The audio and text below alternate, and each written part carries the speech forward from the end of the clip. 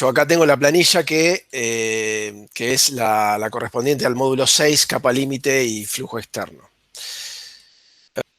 Bueno, esto corresponde a un ejercicio que lo tienen en el White, en el mecánica de los fluidos de White, en el capítulo 7, creo que es el 7.3, 7.4, uno de esos, donde les dice que, digamos, analicen, comparen los resultados, creo que en ese caso es sobre una placa 7.3, 7.4,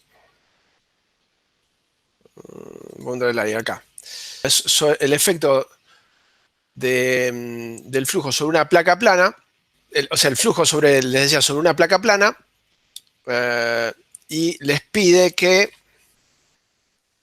obtengan los parámetros es decir, el espesor de la placa, el espesor de la capa límite, el tau de corte y el D, que sería el drag. ¿Se ubican? ¿Qué significa eso? Vamos a ver el dibujito que se ve, lo tiene en la presentación. Por ejemplo, vamos a poner un ejemplo como el de que pueden ver en este dibujo. Ustedes cuando tienen el caso de una placa plana, puede ser una chapa, un techo de chapa horizontal, vamos a pensar, sobre el cual circula aire. Por ejemplo, viene una corriente de aire que para un análisis más sencillo podemos pensar que es una corriente de aire de tipo uniforme. Así, viene el flujo de aire como si fuese un pistón, todo desplazándose a la misma velocidad. Cuando pasa por arriba de la chapa, si tomamos solamente una parte de la chapa, la parte de arriba, por ejemplo, lo que vemos es que ese aire que venía con un pistón uniforme, todo a la misma velocidad, párenme si tienen alguna duda, ¿no? Apenas entra en contacto con la placa, hay una parte de ese aire que se va a frenar, digamos. El que está pegado a la superficie plana va a adquirir la velocidad de la superficie que, si es algo inmóvil, va a adquirir una velocidad nula. Y a medida que nos desplazamos, que nos alejamos hacia arriba o sea, en una dirección normal a la placa, la velocidad va aumentando. Va aumentando hasta que en algún lugar, a una cierta altura, por acá, por ejemplo, va a alcanzar la velocidad que tiene alejado. O sea, la velocidad, si esta era la velocidad del flujo libre, va a alcanzar la velocidad del flujo libre. Ese crecimiento que tiene una forma, una determinada característica. ¿Qué características suele tener? O dijimos que tenía. ¿Qué tipo de distribución puede llegar a tener?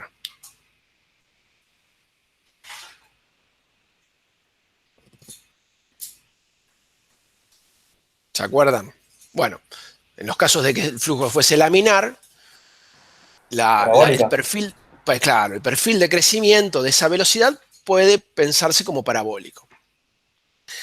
Cuando esto deja de ser laminar y pasa a ser totalmente turbulento, es decir, tenemos las velocidades que son caóticas y tienen por ahí direcciones aleatorias y no necesariamente paralelas entre sí, en promedio se piensa que prácticamente tiene como si fuese una velocidad uniforme. En ese caso tenemos otro tipo de distribución. De todas maneras, lo que ocurre, supongamos que esta es una longitud determinada, una placa de cierta longitud, una longitud L, disculpen el dibujo, una longitud L, lo que ocurra, digamos, ese flujo alrededor de esa placa, todo ese flujo alrededor de la placa, y en particular toda esta zona encerrada en este límite, ese borde, que en realidad ese borde es básicamente este punto, es aproximadamente el momento en el cual, o el lugar en donde se alcanza prácticamente la velocidad, el 99% de la velocidad del flujo libre. Es decir, donde ya prácticamente no incide la viscosidad. Todo lo que está dentro de esa capa, conocida como capa límite, es fluido afectado por la viscosidad. Y en definitiva es fluido que está rozando entre sí las partículas y rozando las partículas de fluido con la superficie del sólido. Esto en definitiva lo que va a producir, o se va a generar, mejor dicho, es un tau de corte, que es uno de los parámetros o uno de los valores que nosotros buscamos calcular en este análisis. Ustedes vieron con César que hay para este tipo de situaciones, flujos sobre una placa plana, hay dos enfoques posibles. Uno de tipo integral, conocido como el de von Karman, y uno de tipo diferencial, proviene del análisis diferencial o del balance diferencial que venimos analizando, que es el de Blasius. Los dos obtienen valores relativamente similares a pesar de los enfoques. ¿Sí? Digamos, si bien tienen coeficientes por ahí un poco diferentes y pueden dar diferencias entre sí, pero dan valores similares. ¿Y qué nos dan? ¿O qué buscamos obtener de esos? Y en general buscamos obtener, como decía, el tau de corte. ¿Y el tau de corte para qué? Para que una vez que integremos ese tau de corte en toda la superficie donde afecta, nos dé la fuerza de rozamiento, la fuerza de drag. ¿Se entiende? La fuerza de drag tendrá que ver con la integral a lo largo de la superficie tangencial, o sea, la superficie horizontal paralela a la del flujo, de el tau de corte. El tau de corte por diferencial de área, ¿no? Y con eso, con esa fuerza, nosotros de ahí obtenemos cuál es la resistencia que se produce o el arrastre que me produce el fluido sobre el objeto. Es decir, si nosotros, si esto se tratase de una chapa o una tabla en una superficie superior de un vehículo, de un auto, por ejemplo, no sé, una tabla de windsurf, como hay un ejemplo por ahí en el White, uno de los ejercicios propuestos, y nosotros queremos ver qué resistencia produce esa tapa a distintas velocidades. Bueno, justamente vamos a necesitar conocer cuál es el tau de corte a lo largo de esa chapa y después integrarla en toda la superficie. Esa sería resistencia aerodinámica. Por otro lado, si esto se trata de un fluido, como decía, de una superficie plana sobre la cual circula un fluido líquido, por ejemplo, es un canal de un río, y yo quiero conocer cuál es la resistencia, el arrastre que me produce ese fluido alrededor o sobre la chapa, bueno, lo mismo. Y lo importante de esto es que lo que me produce la resistencia o el arrastre es este efecto viscoso que nosotros lo vemos o digamos, lo detectamos, lo podemos materializar a través de este gradiente de velocidades que se da en cada punto. Es decir, el hecho de que exista esa capa límite y por ende los gradientes de velocidades en su interior implica que hay un rozamiento y ese rozamiento produce un arrastre. ¿Se entendió?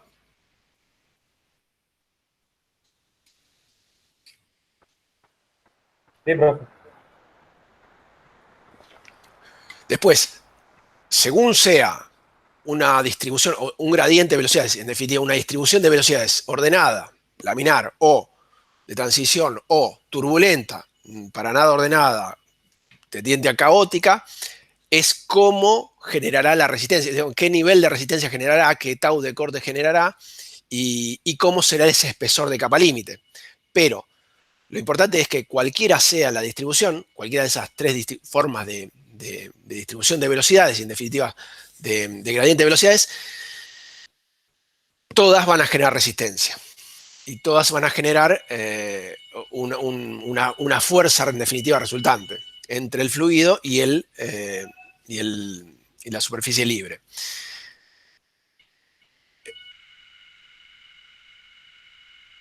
Después, qué tipo de enfoque utilicemos nos dará un valor u otro. Bueno, fíjense una cosa, ¿qué valores se obtienen acá?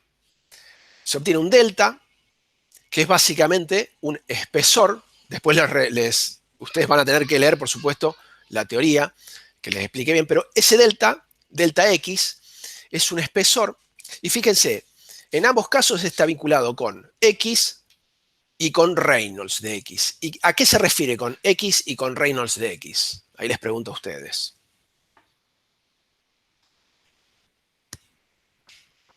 ¿Será la posición que está respecto al Claro, la placa? posición. A este nivel, o sea, si esto es X, perfecto. Y Si esto después el es el tipo de eje X, flujo. claro. Yo puedo tener, muy bien, yo puedo tener un tipo de flujo a una posición dada, a un X dado,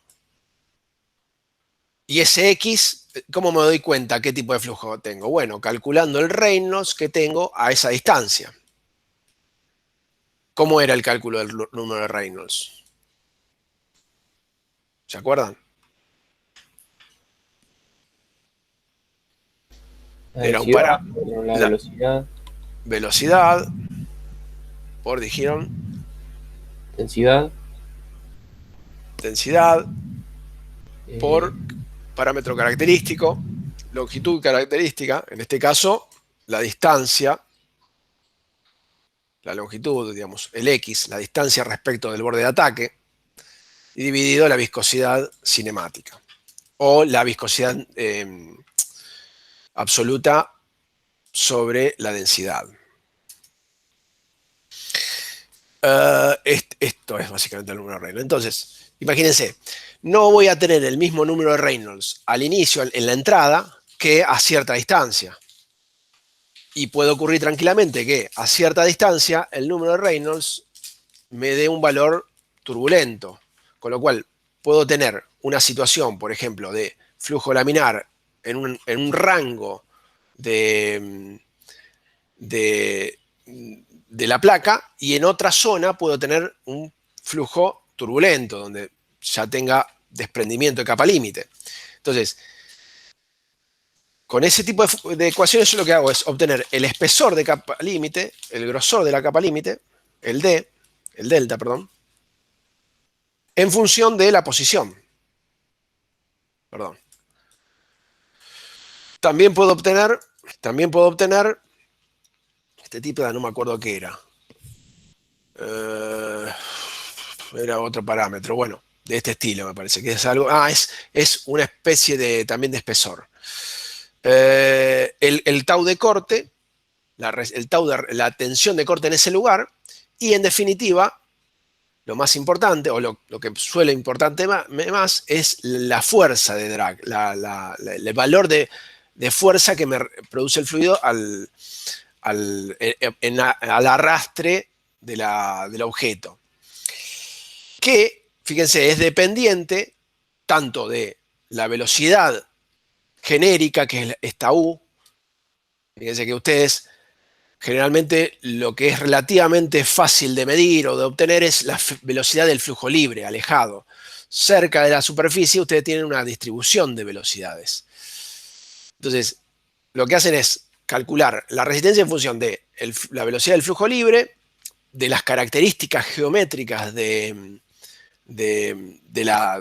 objeto, de la superficie sólida, ancho por densidad, en este caso del aire, y esto multiplicado por la distancia al borde de ataque, dividido la raíz cuadrada de Reynolds. Entonces, de esa manera obtienen la fuerza. ¿Se entiende?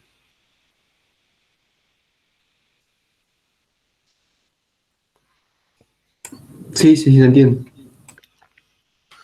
Bien. Este tipo de ejercicios, inclusive acá está, la idea es que ustedes lo resuelvan y después lo verifiquen aquí. Está volcada la tabla de Blasius que tienen en el cuadernillo, en el libro. La idea es que ustedes calculen las fuerzas para determinado tipo de superficies. Como les decía, por ejemplo, eh, déjenme buscar un segundito. Tienen algunos ejemplos, algunos ejercicios en la parte de los ejercicios propuestos. Esto es medio al final, por acá. Creo que es esta, por ejemplo. Este es del Citroën con el cartel de Pisa arriba. Ustedes tienen que calcular Bueno, la fuerza,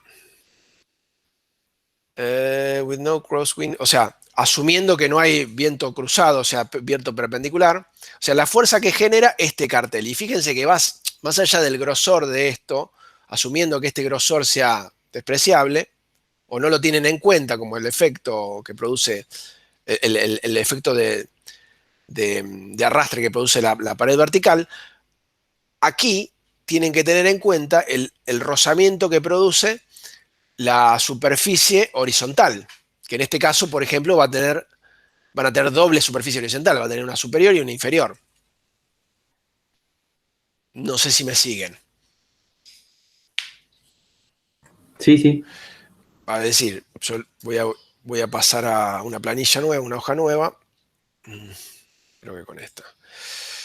Ahí tienen el caso de, bueno, el vehículo. Yo voy a dibujar el cartel. Abajo tienen el autito. Bueno, olvídense del autito con las rueditas.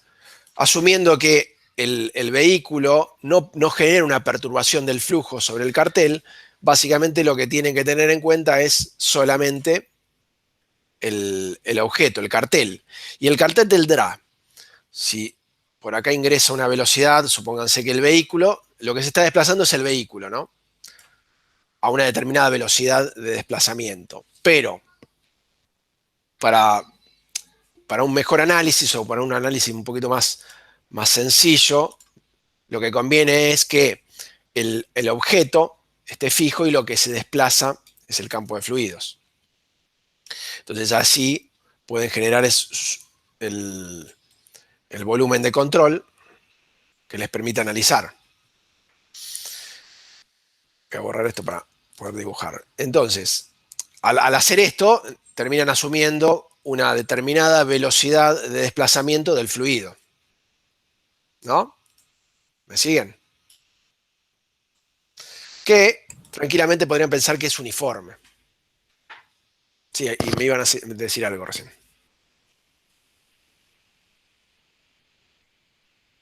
No, bueno. Entonces, ese flujo impactará, bueno, por supuesto, va a impactar en el frente de la caja de 160 centímetros, podría tenerse en cuenta, después vemos, pero lo que seguro va a impactar va a generar una fuerza de drag vinculada, una fuerza de arrastre vinculada con el deslizamiento o el no deslizamiento del fluido sobre la superficie horizontal. Las dos, la de arriba y la de abajo. Es decir, cuando el fluido ingresa, digamos, cuando el fluido que se desplaza, o el vehículo que se desplaza sobre el fluido, el primer fluido que viene con velocidad v, el perfil uniforme v, toca la placa horizontal, las partículas que tocan eso quedarán frenadas. La que está inmediatamente arriba seguirá con velocidad v. Y así sucesivamente. Todas las demás seguirán con velocidad v. Aquí tendremos velocidad nula. Si nos desplazamos aguas abajo, tendremos ya toda una zona afectada por la viscosidad donde habrá, si esto es un X determinado, dibujo un perfil, habrá toda una distribución de velocidades hasta alcanzar la velocidad del flujo libre, v, o prácticamente la velocidad del flujo libre, ¿no? Que es en este punto. Es decir, habrá una capa, un sector del flujo que irá creciendo a medida que nos desplazamos aguas abajo, o sea que nos desplazamos en X, donde mayor cantidad de fluido va a estar incluido en esa zona donde hay velocidades diferentes. Es decir, donde hay gradientes de velocidades. Por ejemplo, por acá tendré otro gradiente de velocidad, hasta alcanzar, bueno, quedó medio fulero, hasta alcanzar la velocidad v, esta velocidad. Tendría que ser la misma que esta. La longitud que tenga este cartel, esta longitud L, estará vinculada con el nivel de resistencia que genera el mismo, o sea que genera el fluido que circula alrededor del cartel. La parte de abajo tendría la misma distribución. Por supuesto, asumiendo que el vehículo no genera ninguna perturbación. En los hechos concretos, si yo tengo una geometría como la del auto, o eso que se ve ahí, no sé, parece un vehículo tipo un escarabajo, y el cartel ahí nomás cerquita, el fluido generará toda una capa límite, toda una zona perturbada, que probablemente perturbe también la capa límite o la zona cercana al cartel. Entonces, en la realidad, no voy a tener esta distribución de velocidades en la parte inferior. Seguramente esta distribución de velocidades va a estar afectada también por la perturbación que genera el objeto que tiene en la parte inferior, el auto. Pero, para un análisis más simplificado como el nuestro, podríamos pensar que la distribución de velocidades que tengo en la parte superior es la misma que tengo en la parte inferior. Y adicionalmente, digamos, aquí podríamos, si nosotros considerásemos el efecto gravitatorio, la aceleración de la gravedad, tendría sentido, o sea, generaría una perturbación aún mayor tal vez, si tuviésemos un fluido de una densidad importante. Pero si estamos trabajando con aire, esto es prácticamente despreciable. Entonces, es válido pensar que la distribución de velocidad que tengo en la parte de arriba es la misma que tengo en la parte inferior. Con lo cual, tendré un tau de corte en la parte de abajo, un determinado tau de corte en la parte de abajo, y otro tau, el mismo tau de corte, para cada posición de X en la parte superior. Es decir, tendré un drag en la parte de arriba y otro drag en la parte de abajo, el mismo. Llamémosle 1 y 2. Entonces, el drag total será, ¿qué será? La suma de los dos drag. Tanto Blasius como von Karman tenían una forma de calcular según se trate de flujo laminar o flujo turbulento. El tau de corte tendrá una forma si es laminar y otra forma si es turbulento. ¿Ustedes tienen o llegaron a entender por qué esa diferencia? ¿Por qué tiene una determinada distribución ese tau si es laminar? ¿Y por qué, siendo turbulento, se le agrega un término más?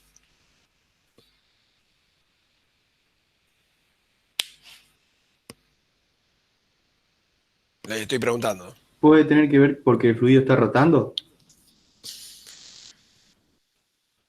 Sí, a ver, el efecto de la turbulencia genera velocidades que no coinciden necesariamente con la dirección preferencial, en este caso, por ejemplo, paralela a la superficie. Entonces, puede haber un efecto de rotación del fluido. Pero es más importante también el efecto, aparte de la rotación, el efecto pulsante que tiene el fluido. Es decir, el fluido, además de cambiar de dirección, y eso se ve en el hecho de agregar los términos de velocidad tanto paralelo como normal, U y B, en el caso de un flujo bidimensional, digamos, además de rotar, el efecto variable en el tiempo. Entonces esto fíjense, el U', ¿dónde está? Profe, eso puede ser una gráfica que anda por ahí, que es, digamos, toma una velocidad promedio y después, como que, digamos, esa pulsación que tiene la velocidad es ese fenómeno, digamos. Claro, esa la estaba buscando, no sé dónde está la gráfica esa. Pero bueno, está correcto lo que decís. ¿Por qué? Si vos graficás en el tiempo la velocidad, cada velocidad, ¿no?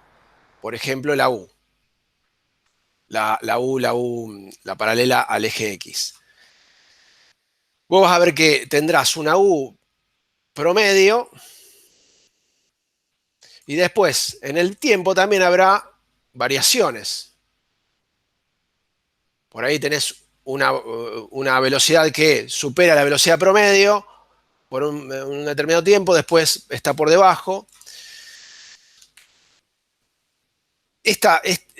Todos estos picos y valles, o todas estas distancias respecto de la velocidad promediada o media, no necesariamente la sumatoria de estos valores va a dar 0.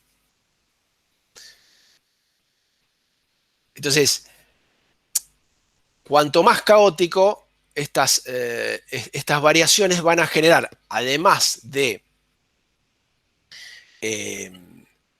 un efecto caótico, un efecto de rozamiento adicional.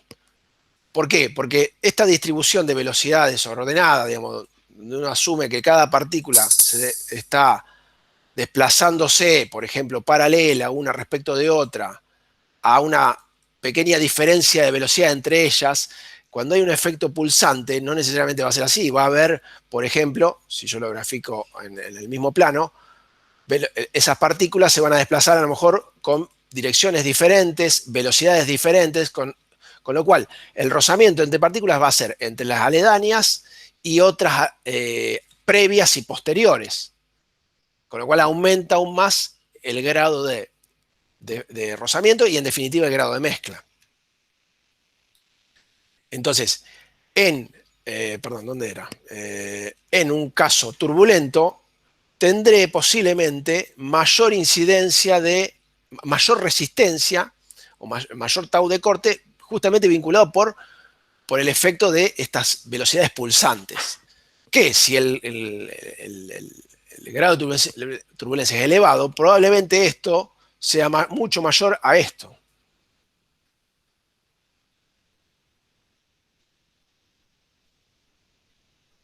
¿Se entendió? Sí, sí se entiende.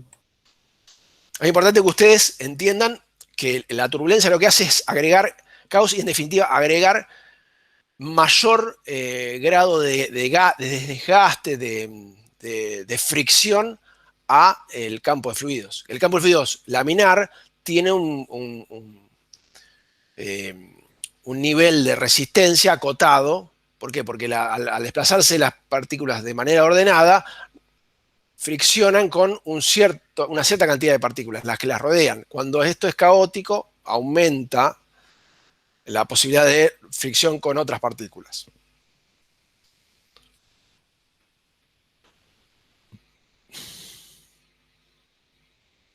Bueno, los dejo para que ustedes analicen lo que sigue, digamos, del fenómeno. Ya les digo, como ese ejemplo ¿dónde estaba esto? Como ese ejemplo que les mostraba, son ejemplos bastante prácticos para que ustedes realicen. Bueno, acá está el de un cartel de Pisa, si está normal o si está paralelo al flujo de aire. También podrían hacer un análisis similar. Ese está bueno. Y había dos o tres. Bueno, este no me acuerdo qué era. Había otros previos a estos. Déjenme ver un segundo. Profe, Sí, decime. Sí, te escucho. en el caso de que esa caja que estábamos analizando fuera de mayor altura, Mm. Sí, y tendríamos en cuenta los efectos, por ejemplo, en el frente y en la parte posterior, tendríamos que ¿no? tenerlo en cuenta, sí. Eso adiciona una fuerza de resistencia. ¿Por qué? Claro. ¿Por qué lo ¿Y adiciona? cuál sería mayor el efecto en ese caso? ¿El de las superficies horizontales o el de las Bueno, caras claro, verticales? fíjense, ustedes acá tienen un efecto de carga dinámica, o sea, el hecho de que venga con una velocidad y choque contra esta pared, contra esta geometría vertical. Acuérdenme que voy a borrar eso. Podemos borrar esto, así lo podemos ver mejor. El hecho de chocar contra esa geometría vertical genera una presión dinámica dada por, ¿cómo es la presión dinámica en ese caso? B cuadrado sobre 2G. Y en la parte trasera, bueno, hay que estimar, acá es donde empieza a jugar el efecto de la turbulencia. Si esto fuese un flujo ideal, la velocidad, digamos, la presión dinámica que aparece en este sector se gana en este otro sector. ¿Por qué? Porque se supone que la velocidad se recupera apenas cambia de dirección digamos, y ahí lo que tendríamos es un efecto de presión a la inversa. El fluido se le está escapando en ese sector. Entonces, acá tendríamos que tener una presión dinámica equivalente a, pero en sentido inverso, a la velocidad de salida. Asumiendo que el flujo sale con la misma velocidad con la que entra. Es decir, es el caso de la paradoja de D'Alembert, de la pelotita o el cilindro, por el cual circula un fluido. Si el flujo fuese potencial, es decir, si no hubiese resistencia, el fluido que perdió, digamos que se frenó al chocar contra la superficie, cuando el fluido supera esta geometría cilíndrica, al salir, sale con la misma velocidad. Entonces lo que se pierde a la entrada de velocidad, o mejor dicho, la fuerza que ejerce, en definitiva, el fluido en la parte superior, es también una fuerza de tracción en la parte trasera. O sea, en definitiva se compensan y no ganan ni pierden. Claro, pero en realidad lo que pasa ahí es que hay un desprendimiento de la capa límite, ¿no? Claro, claro, y esto hace un poco más complejo. Al haber desprendimiento de la capa límite, es decir, si fuese un flujo ideal, la presión de la parte trasera equivale a la presión en la parte delantera. O sea, no hay un efecto de resistencia adicional por este cambio de velocidad. Pero al haber desprendimiento de capa límite, para que borro así, al haber desprendimiento de capa límite, al generarse las estelas en la parte inferior, en la parte trasera, en este sector voy a tener una presión menor. Entonces, la presión en la parte trasera versus la presión en la parte delantera me va a dar una diferencia. Entonces va a haber un efecto dinámico justamente por esa diferencia que me va a agregar una fuerza resultante adicional, un drag adicional. O sea, tendré un drag viscoso por la generación de gradiente de velocidades alrededor de la superficie, por el rozamiento propio del flujo sobre la superficie, y además un gradiente dinámico por este cambio digamos, por el choque del fluido contra la superficie y la generación de la estela o la generación de la depresión en la parte trasera.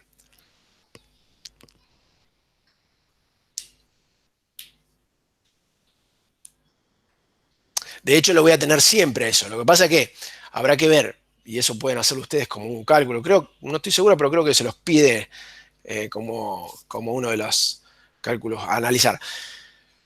Hay que ver hasta qué punto influye el drag o la resistencia, mejor dicho, debido al efecto puramente viscoso, y hasta qué punto influye o en qué nivel influye el efecto de cambio de cantidad de movimiento por freno en la entrada y depresión en la salida. ¿Se entiende más o menos lo que les estoy diciendo? Sí, sí, eso es lo que preguntaba yo, pero si está para calcularlo, bueno, después lo haré en algún ejercicio. Sí. La idea es que básicamente este es el enfoque.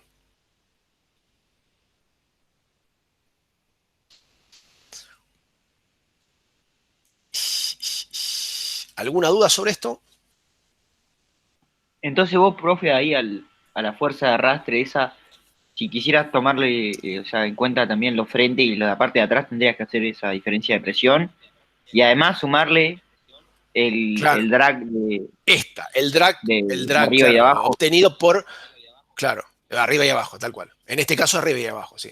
¿Por qué? Porque, bueno, porque decíamos, asumimos que el drag, o sea, la distribución de velocidades o el gradiente de velocidades, en definitiva, la capa límite va a tener la misma geometría, la misma distribución que la parte superior. Claro. Es decir, Es un ida y vuelta. El hecho de que exista viscosidad genera un gradiente de velocidades. Y ese gradiente de velocidades, en definitiva, lo que nos termina generando es esa zona afectada por la viscosidad que deriva en una fuerza resultante. Digamos, o ustedes lo pueden visualizar a través de una fuerza resultante. Si fuese solo distribución de velocidades, no sería algo más que anecdótico, pero el efecto de que varíe la velocidad por la viscosidad genera una resistencia, una fuerza.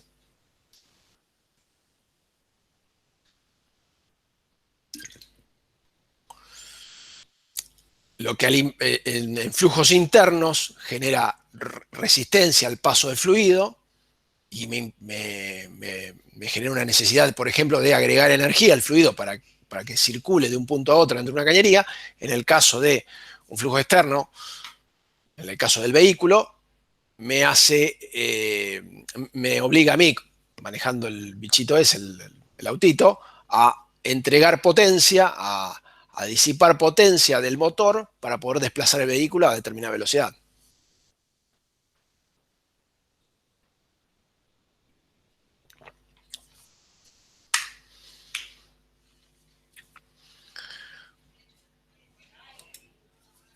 Profe, ¿en qué unidad está el drag coeficient?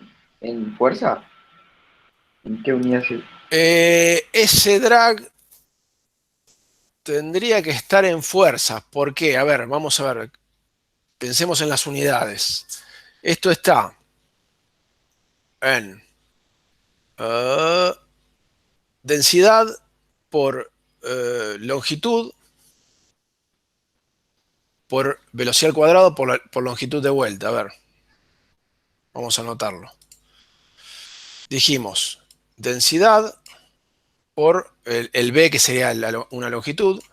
Vamos a escribirlo así, B, ancho, por la velocidad al cuadrado y por la longitud de vuelta, que es X, ¿no? Todo esto dividido a Reynolds, que Reynolds es un número adimensional. ¿Hasta ahí me siguen? Sí, sí. Entonces, ¿qué tenemos? Tenemos la densidad, que es en unidades. Es una longitud sobre masa, perdón, al revés. Masa sobre longitud, al cubo. Así. Es masa sobre longitud al cubo, ¿no? Sí, sí, masa sobre volumen. Esto sería longitud, B. Es el ancho de la superficie. Esto así es B. El ancho de del plato. Esto es B. Bien, por B, velocidad al cuadrado sería longitud sobre tiempo, todo esto al cuadrado. Y acá tienen X, que es la profundidad, la longitud de la chapa, que es también longitud. Entonces, ¿qué tenemos acá? Tac. A ver, antes de tachar. Tenemos masa por longitud sobre tiempo al cuadrado, que es masa por longitud sobre tiempo al cuadrado. Newton. O sea, fuerza. Esta es una fuerza. ¿Y qué me queda después? Me queda longitud libre, una longitud, otra longitud, sobre longitud al cubo, así. Perdón. Sí. Bueno, esto tendría que darle fuerza, en definitiva. Sobre la longitud del cubo, bueno. Ahí Hay una longitud que está al cuadrado, profe. Hay alguna, claro, esta longitud... Ah, está bien, esta longitud está al cuadrado. Está. Está. Entonces, esto en definitiva, sí, ahí está el análisis. Esto en definitiva, ¿qué es? Fuerza. O sea, el drag como concepto es una fuerza, la fuerza de arrastre.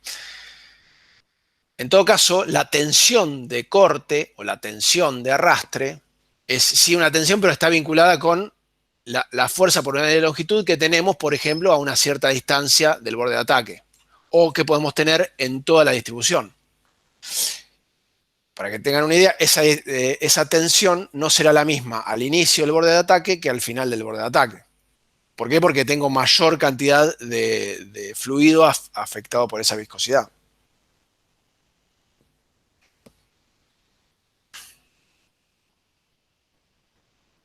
¿Me entendieron?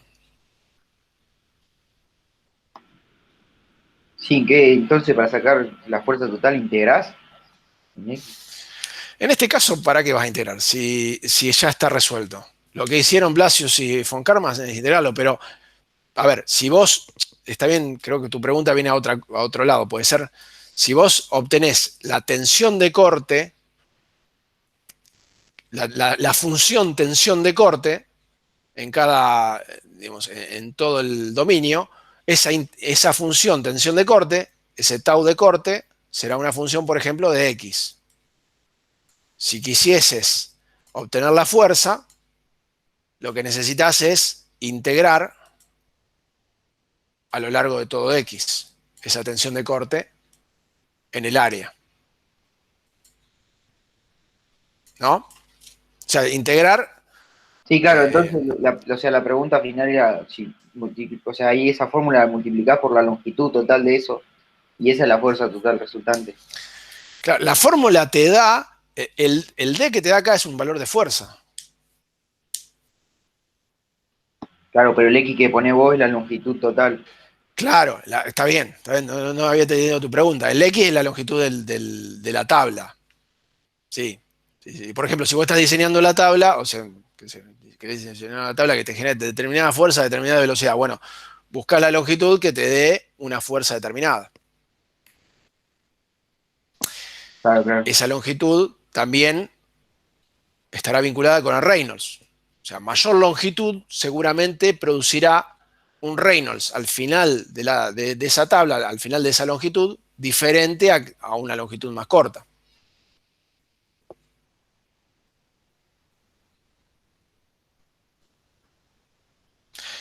No sé si me seguís. El Reynolds, habíamos dicho.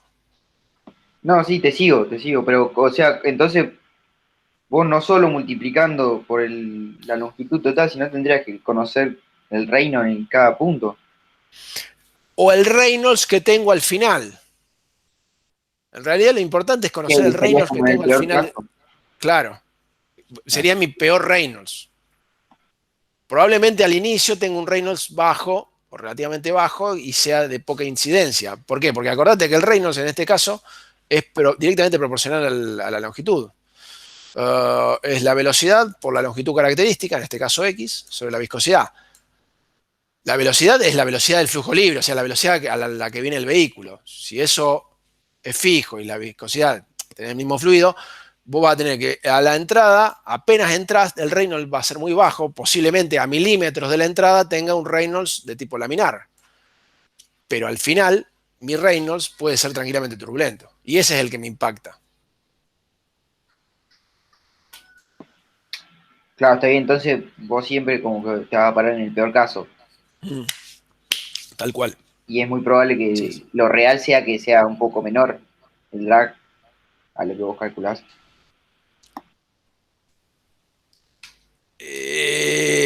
Digamos, en esa superficie, sí.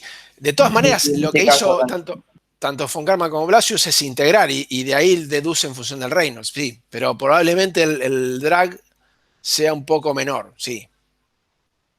Sí, sí. O sea, sea un poco menor en el drag debido al efecto puramente viscoso. Ya te digo, si tenemos en cuenta el drag que se produce por el cambio por cambio de cantidad de movimiento del fluido, el freno y la aceleración en la parte trasera, bueno, ahí tal vez, si no tenés en cuenta eso, tal vez eso te agregue mayor drag. claro, sí, sí.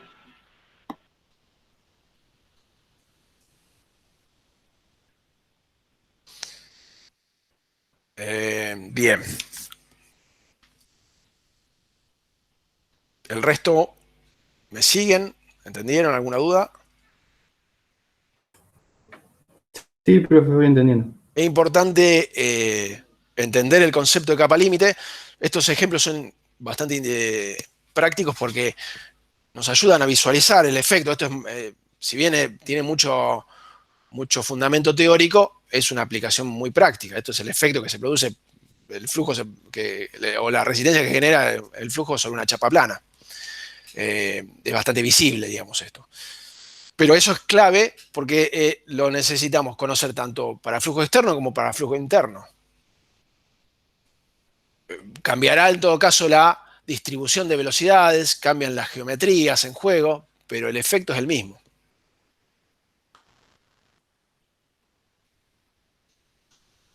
Acá hay algunos ejemplos, en el caso en el que dice resistencia aerodinámica de cuerpos, donde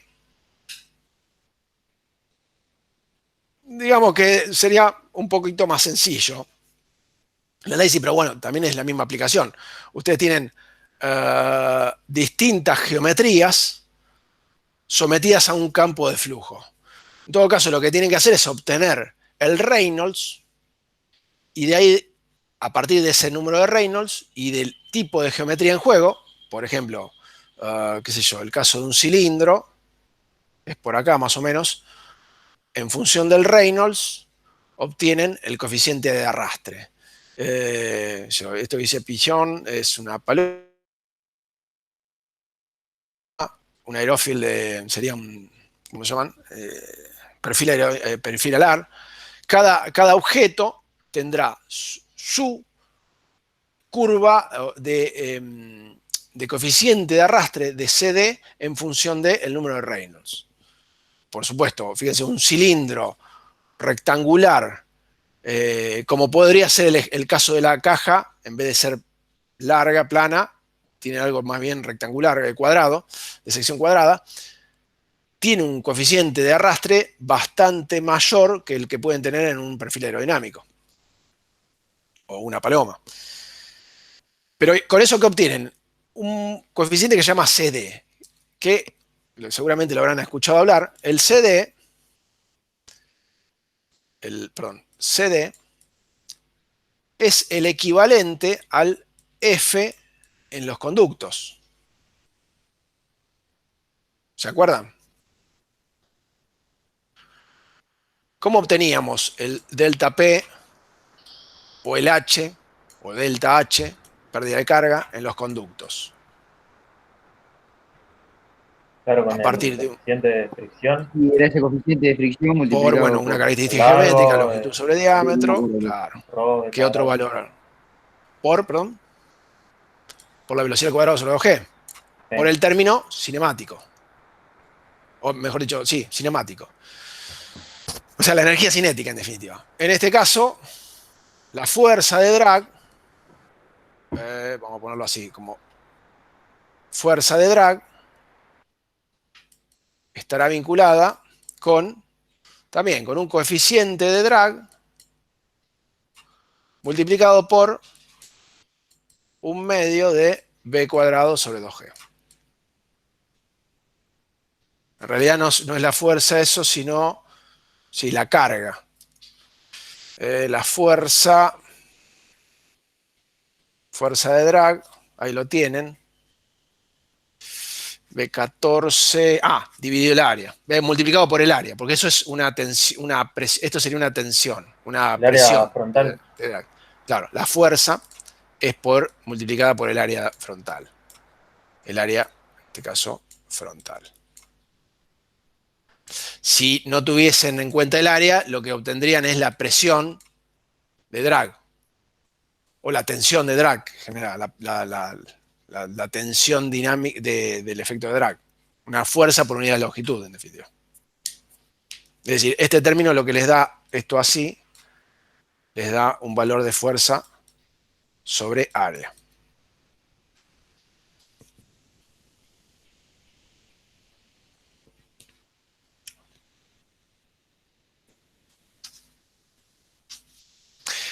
Ahí, el caso el efecto de drag es lo que veníamos hablando hace un rato, de ese efecto debido a el choque del flujo en la parte frontal y el escape del flujo en la parte trasera. Entonces ustedes tendrán, por ejemplo, en el caso del cilindro rectangular, probablemente tengan mayor efecto de drag debido al cambio de cantidad de movimiento que al efecto de rozamiento puro.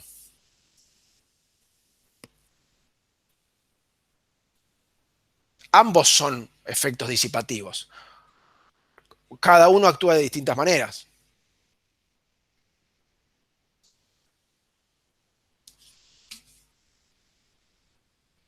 ¿Puede repetir, profe, lo último que dijo? Claro. En una superficie como puede ser el cilindro, un cilindro, digamos, de una geometría equivalente al área frontal, al área de ataque, al área lateral, y supongamos que el flujo viene paralelo al área superior e inferior, en este caso tendrán efecto de disipativo debido al tau de corte, es decir, debido al gradiente de velocidad que se genera alrededor de la superficie, y efecto disipativo debido al cambio de a la diferencia de presiones que se generan en la presión dinámica en la entrada versus la presión dinámica en la salida. Y la presión dinámica en la entrada es por la velocidad que trae el flujo, que pierde esa velocidad al entrar en contacto con la pared, genera una presión dinámica, vinculada con un medio de la velocidad de entrada sobre 2G, perdón, B cuadrado sobre 2G. Y a la salida, si ganase la misma velocidad, o sea, si la velocidad de salida fuese la misma que la de entrada, la presión dinámica tendría que ser igual, pero de sentido opuesto. Se tendría que compensar. Ahora, como la salida no sale con la misma velocidad, ¿por qué? Porque justamente empieza a generarse torbellinos. O sea, el efecto disipativo lo que hace es que se frene a la salida el fluido, haya una velocidad menor. Esto genera en definitiva una estela, es como que genera una expansión del flujo.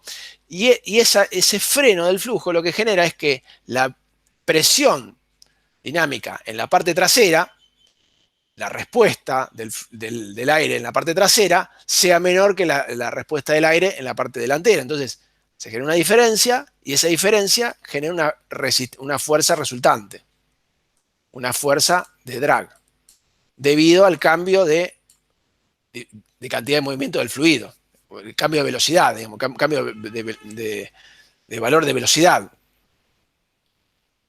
Si ustedes integran la velocidad en la entrada un cachito antes del impacto del choque contra la pared e integran la velocidad a la salida, van a ver que hay una diferencia de velocidades. ¿Me entendieron?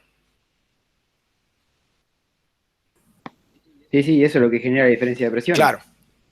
O sea, esto es un efecto, eso genera, esa diferencia de presiones genera, en definitiva, aplicada sobre el área total de ataque y de salida, una fuerza de resistencia, fuerza de drag, debida puramente a eso. Y además se genera otra fuerza de resistencia debido a la fricción, al gradiente de velocidades que se generan en las superficies por el rozamiento de las capas de aire.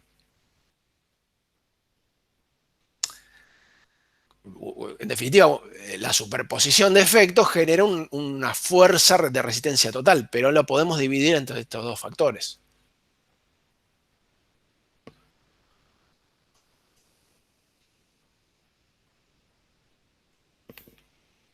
¿Y ese CD cómo llega? No entiendo cómo...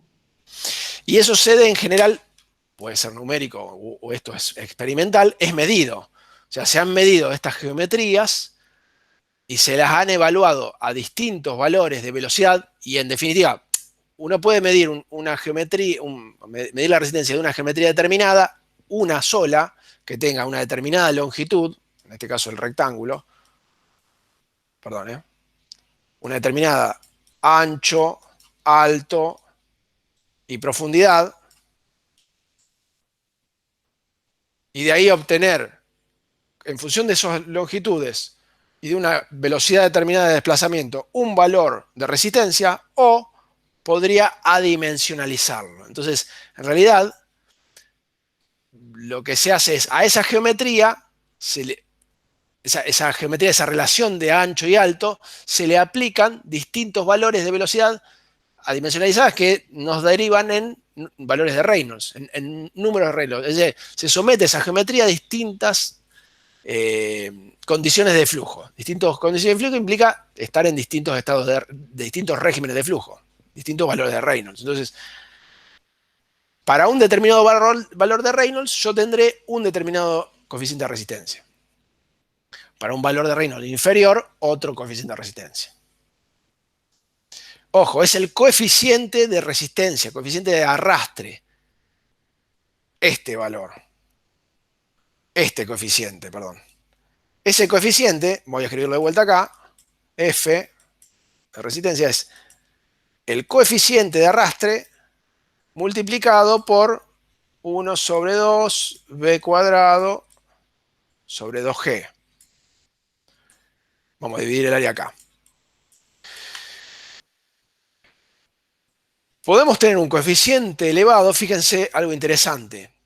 Para bajos valores de Reynolds, geometrías como la del cilindro suelen tener incrementos del coeficiente de arrastre.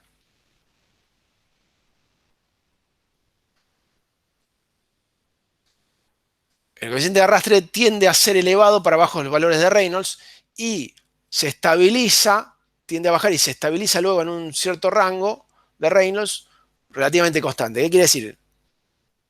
Que dentro de ese rango el efecto de variar la velocidad, en definitiva el número de Reynolds, de modificar el número de Reynolds, no impacta demasiado en ese coeficiente, es más o menos siempre el mismo. Pero lo que no implica que la fuerza y en definitiva la presión sea la misma. ¿Por qué? Porque la fuerza, si pasamos esto multiplicando acá, el área multiplicando, la fuerza será proporcional a la velocidad al cuadrado. O sea, yo puedo tener un coeficiente bajo, relativamente bajo, el coeficiente de arrastre, pero si tengo la velocidad muy elevada, la fuerza se me eleva al cuadrado.